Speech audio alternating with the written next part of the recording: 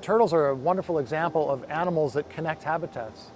They connect countries, they connect communities. Where do you know there are sea turtles in San Diego? Everywhere, literally. Ocean Beach, there would be sea Yes, yes, yes. Mission Bay, along those coasts, surfers all the time, like all the surf spots from Swamis all the way down. Here in California, we focus on two species primarily.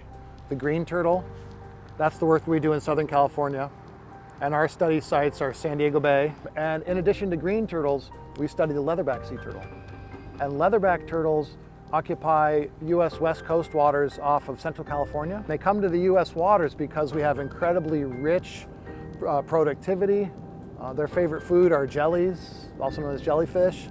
And they come to our waters because during the late summer through fall period, there's this upwelling of nutrient-rich water that creates these huge blooms of jellies. The primary nesting beach for green turtles is in the state of Michoacan in Mexico. And the population when I first started was less than 200 individual females would come ashore to nest every year.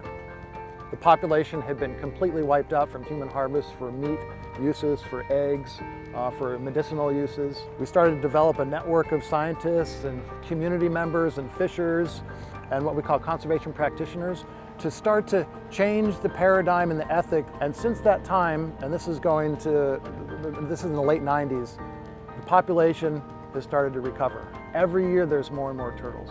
And so this last year of the nesting season of 2022-2023, there was over 100,000 nests that were laid and over 30,000 individual females in that one season.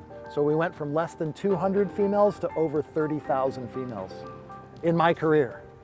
And the recovery of green turtles at the nesting beaches in Mexico has had direct impacts here in Southern California. So in San Diego Bay, for example, we see more and more young turtles showing up, small individuals, which is reflective of this new cohort of young animals coming into the population. And so the population has completely started to expand here in Southern California. San Diego Bay is one spot. La Jolla Cove is another spot where there's now this local population of turtles that for some crazy reason they're not afraid of people. And I think the biggest threat to turtles in our coastal waters are boat strikes. Boat strikes are the primary cause of sea turtle death in Southern California. So if we can slow down boats in those areas of high turtle traffic, we'll be much better off at protecting sea turtles. We know that turtles are being impacted through accidental or what we call incidental bycatch, like accidental capture on hooks or in nets.